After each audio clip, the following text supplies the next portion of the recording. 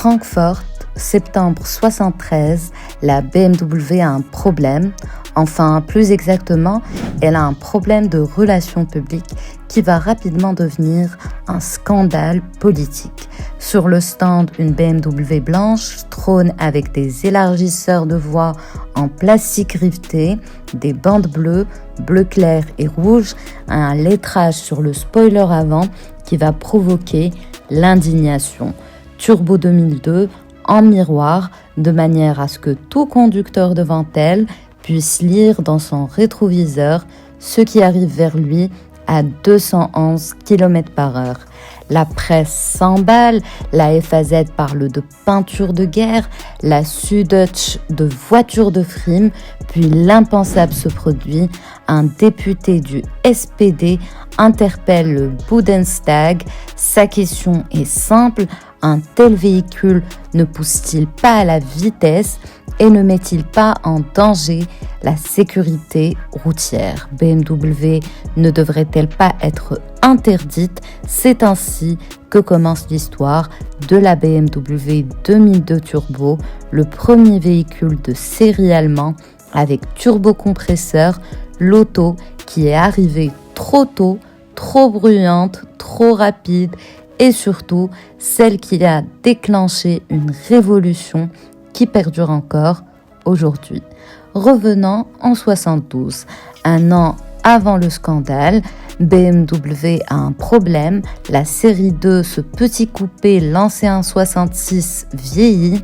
Le 2002 TI 130 chevaux avec injection Kugelfischer est le haut de gamme, mais la concurrence ne dort pas. Porsche développe déjà le 911 Turbo, Mercedes travaille sur la classe S avec injection, Opel sort le Manta GTE à 105 chevaux, Karl-Heinz Radermacher, le chef du développement, a alors une idée folle. Pour l'époque, un turbo-compresseur déjà prouvé en sport automobile, mais encore quasiment inconnu sur la route. Aux États-Unis, quelques Oldsmobile ou Corvair Monza ont tenté l'expérience avec un succès mitigé. En Europe, personne n'ose. Le moteur M10 est déjà connu, 1990 cm3, robuste, 4 cylindres, utilisé dans le 2002 TI. On abaisse le taux de compression de 9,5 litres à 6,9 litres, un chiffre extrême qui monte la pression qui va être appliquée. La société Kuhn, Kopp et Koch Triple K fournit le turbocompresseur, un petit appareil de seulement 0,53 bar de pression, modeste selon les standards actuels, mais sensationnel pour l'époque. Le résultat est de 170 chevaux à 5800 tours par minute, 240 Nm à 4000 tours, dans une BMW qui ne pèse que 1080 kg.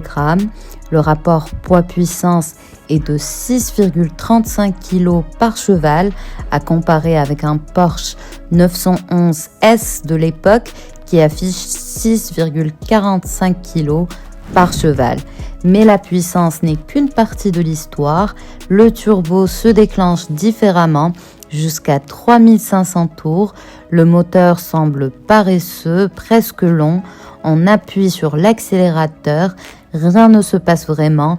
Puis vers 4000 tours, comme si un interrupteur s'allumait, le turbo souffle. 240 Nm se déchaînent sur les roues arrière et l'arrière peut décrocher si on n'y prend pas garde. Le terme trou de turbo est né. Automotor Sport écrit alors que l'accélération survient si brutalement que les novices relâchent instinctivement l'accélérateur. La Autozentug est plus crue et précise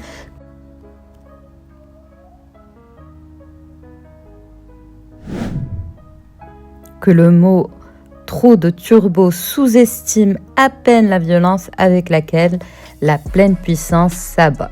La BMW atteint 100 km/h en 6 secondes 9, quand un futur Golf GT1 prendra 9 secondes 3.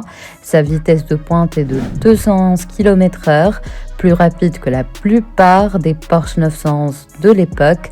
BMW sait qu'il faut plus que de la puissance, il faut un message. Les designers se lâchent, peut-être un peu trop.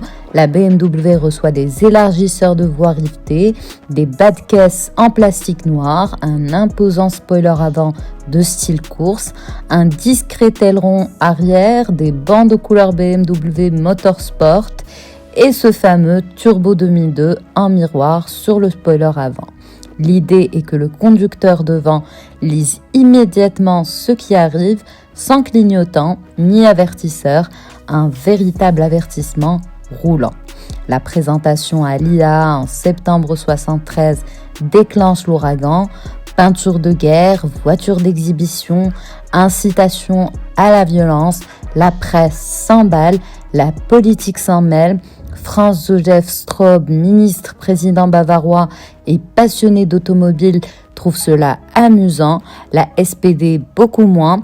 Un député interpelle le Bundestag sur le danger que représente une telle voiture. BMW réagit rapidement. Le lettrage en miroir disparaît discrètement. Les premières livraisons en janvier 1975 n'en portent pas la trace. Seuls quelques modèles d'exposition et photos publicitaires restent avec le logo provocateur, un gag de relations publiques qui se retourne contre elle. Mais un autre événement totalement imprévisible survient. En octobre 1973, la guerre du Kippour éclate et l'OPEP impose un embargo pétrolier sur le monde occidental. Le prix du baril quadruple en quelques mois. En Allemagne, le gouvernement panique. 4 dimanches sans voiture sont instaurés. La limitation à 100 km/h sur les autoroutes dure 6 mois. Et une loi sur la sécurité énergétique est votée. L'essence passe de 73 à 95 pfennig le litre. Les files d'attente aux stations s'allongent. Le rationnement commence et au milieu de cela, la BMW 2002 Turbo consomme 14,7 litres au 100 km. BMW tente malgré tout de justifier la technologie en déclarant que le meilleur usage des gaz d'échappement est la puissance, mais le prix reste élevé, 20 780 Deutschmark, soit environ 50 000 € aujourd'hui. Pour comparaison, un Volkswagen Käfer vaut 5 500 Deutschmark et une Porsche 911 S 28 000 Deutschmark. La BMW se situe entre les deux, trop cher pour un modèle classique et trop abordable pour un prestige complet. Les clients sont partagés, certains enthousiastes, d'autres effrayés. Le trou de turbo n'est pas fait pour les débutants. Un 50 km/h en deuxième, pleine accélération, rien ne se passe au début, puis l'arrière explose sur le côté et les tambours arrière peinent à suivre. La technique est fascinante et très à la fois. L'injection mécanique Kugelfischer est précise mais sensible. Le turbo triple K est robuste mais particulier dans sa réponse. La boîte peut être à 4 ou 5 vitesses. Le train arrière à bras obliques se comporte de manière capricieuse sous forte sollicitation. À l'avant, jambes de force McPherson, disque ventilé ATE, une nouveauté BMW. À l'arrière, des tambours plus grands mais toujours des tambours. Le freinage à 100 km/h atteint 40 mètres et demi. Le châssis est ferme, la direction précise mais lourde, sans assistance. Les sièges Recaro en simili noir sont fermes et maintiennent bien les occupants. Le volant Petrisport est grand et fin. À l'arrière, 2 places d'appoint pour enfants ou petits adultes. Le coffre offre 250 litres, juste suffisant pour un week-end à 2. De septembre 73 à novembre 74, 1672 exemplaires sortent de l'usine. Puis la production cesse, officiellement à cause d'une faible demande. Mais en réalité, la crise pétrolière, l'image médiatique et le coût élevé y contribuent fortement.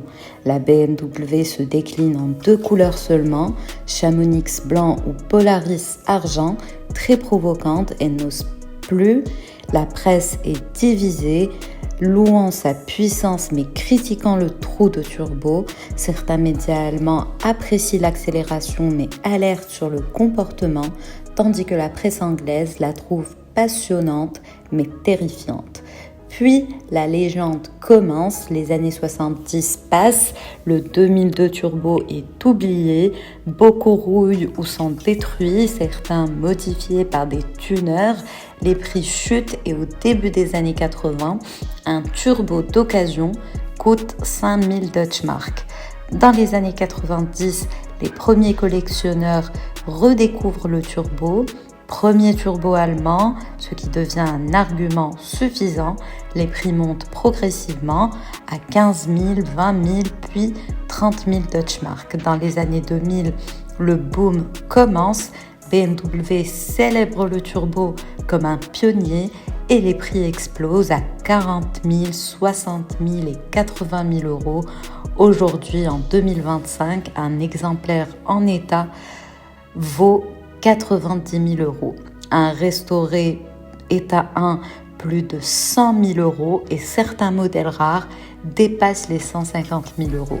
Finalement, le monde comprend que personne n'avait voulu comprendre en 1973.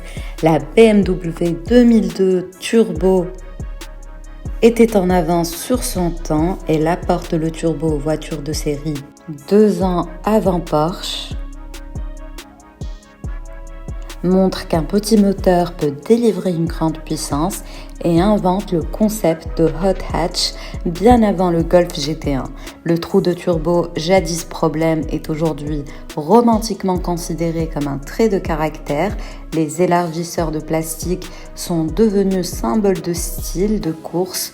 Le lettrage en miroir est l'objet de collection ultime. BMW a appris de ses erreurs et les modèles suivants ont été commercialisés plus prudemment, mais le 2002 Turbo reste l'ancêtre sauvage qui prouve que la marque peut être bruyante, provocante et sans compromis. La leçon est claire, parfois les plus grandes erreurs deviennent des chefs-d'œuvre. Le lettrage miroir que l'on voulait oublier est aujourd'hui une légende. Le trou de turbo, un problème autrefois, est aujourd'hui du caractère. La crise pétrolière qui a mis fin à sa production contribue maintenant à sa valeur. Si vous croisez une BMW 2002 Turbo, blanche ou argent, avec ses élargisseurs, ses bandes motosport et peut-être le lettrage interdit, c'est un témoin de son époque, un monument roulant. Elle dit Turbo 2002 en miroir pour que vous sachiez ce qui arrive.